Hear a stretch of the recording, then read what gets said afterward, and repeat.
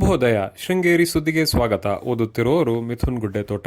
ಶ್ರೀ ಕ್ರೋಧಿನಾಮ ಸಂವತ್ಸರ, ಉತ್ತರಾಯಣ, ಶಿಶಿರ ಋತು, ಮಾಘ ಮಾಸ, ಶುಕ್ಲ ಪಕ್ಷ, ತ್ರಯೋದಶಿ, ಪುನರ್ವಸು ನಕ್ಷತ್ರ, 10/2/2025 ಸೋಮವಾರ.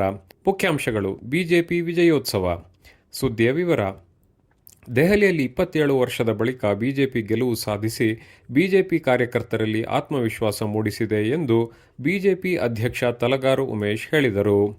ಪಟ್ಟಣದ ಕೆವಿಆರ್ ವೃತ್ತದಲ್ಲಿ ದೆಹಲಿ ವಿಧಾನಸಭೆ ಹಾಗೂ ಮ್ಯಾಮ್ಕೋಸ್ ಚುನಾವಣೆಯಲ್ಲಿ ಬಿಜೆಪಿ ಪಕ್ಷ ಗೆಲುವು ಸಾಧಿಸಿದ ಹಿನ್ನೆಲೆಯಲ್ಲಿ ಶನಿವಾರ ಬಿಜೆಪಿ ವಿಜಯೋತ್ಸವ ಆಚರಿಸಿದ ಸಂದರ್ಭದಲ್ಲಿ ಮಾತನಾಡಿದರು.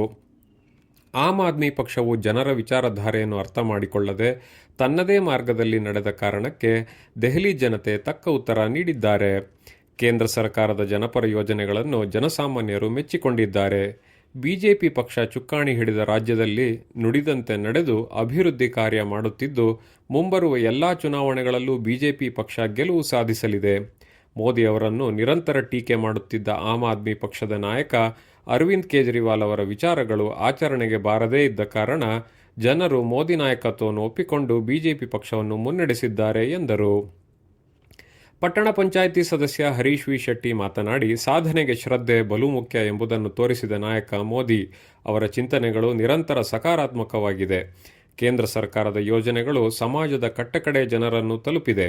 ಕಾಂಗ್ರೆಸ್ ಪಕ್ಷ ಹತಾಶೆಯಲ್ಲಿ ಕಾಲಹರಣ ಮಾಡುತ್ತಿದೆ. ಬಿಜೆಪಿ ಪಕ್ಷದ ನಾಯಕರನ್ನು ನಿಂದನೆ ಮಾಡುವುದು ಅವರ ಪ್ರಮುಖವಾದ ಗುರಿ. ತಾಲೂಕಿನಲ್ಲಿ ಅಭಿವೃದ್ಧಿ ಎಂಬುದು ಮರೀಚಿಕೆಯಾಗಿದೆ. ರೈತರ ಹಾಗೂ ಜನಸಾಮಾನ್ಯರ ಆಶಯಗಳಿಗೆ ಸ್ಪಂದಿಸದ ಕಾಂಗ್ರೆಸ್ ಪಕ್ಷವು ಮುಂದಿನ ಎಲ್ಲಾ ಚುನಾವಣೆಗಳಲ್ಲಿ ತನ್ನ ಅಸ್ತಿತ್ವ ಕಳೆದುಕೊಳ್ಳುತ್ತದೆ. ಬಿಜೆಪಿ ಬೆಂಬಲಿತ ಸಹಕಾರ ಭಾರತಿ 19 ಸದಸ್ಯರು ಮ್ಯಾಮ್ಕೋಸ್ ಸಂಸ್ಥೆಯಲ್ಲಿ ವಿಜಯ ಸಾಧಿಸಿದ್ದಾರೆ. ತಾಲೂಕು ಪಂಚಾಯಿತಿ, ಜಿಲ್ಲಾ ಪಂಚಾಯಿತಿ ಚುನಾವಣೆಯನ್ನು ಮಾಡದ ಕಾಂಗ್ರೆಸ್ ಸರ್ಕಾರವು ಹತಾಶೆಯಲ್ಲಿದೆ ಎಂದರು. ಮ್ಯಾಮ್ಕೋಸ್ ಸಂಸ್ಥೆ ಚುನಾವಣೆಯಲ್ಲಿ ನಿರ್ದೇಶಕರಾಗಿ ಆಯ್ಕೆಗೊಂಡ ಅಂಬ್ಲೂರು ಸುರೇಶ್ ಚಂದ್ರ, ಕೆಎಂ ಶ್ರೀನಿವಾಸ್ರನ್ನು ಗೌರವಿಸಲಾಯಿತು.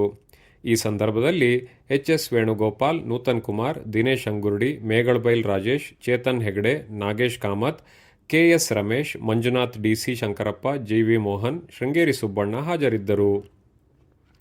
ಜೆಸಿ ಶಾಲೆಯಲ್ಲಿ 9ನೇ ತರಗತಿಯಲ್ಲಿ ವ್ಯಾಸಂಗ ಮಾಡುತ್ತಿದ್ದ ಆಕಾಶ್ ರೈ, ವಯಸ್ಸು 15, ಭಾನುವಾರ ತುಂಗಾ ನದಿಯಲ್ಲಿ ಈಜಲು ಹೋಗಿ ಮೃತಪಟ್ಟಿದ್ದಾನೆ. ಭಾನುವಾರ 4 ಜೊತೆ ಬೈಪಾಸ್ ರಸ್ತೆ ಸಮೀಪ ಈಜಲು ಹೋಗಿ ನೀರಲ್ಲಿ ಮುಳುಗಿ ಸಾವನ್ನಪ್ಪಿದ್ದು, ಶವವನ್ನು ಮರಣೋತ್ತರ ಪರೀಕ್ಷೆಗೆ ಕಳಿಸಲಾಗಿದೆ. ಸ್ಥಳೀಯ ಠಾಣೆಯಲ್ಲಿ ಪ್ರಕರಣ ದಾಖಲಾಗಿದೆ. ಬ್ಯಾಂಕ್ ಆಫ್ ಇಂಡಿಯಾ ಉದ್ಯೋಗಿ ಹನುಮಂತಪ್ಪ ರಾಯಪ್ಪ ಹಾಗೂ ಪುಷ್ಪಾ ಅವರ ಪುತ್ರ.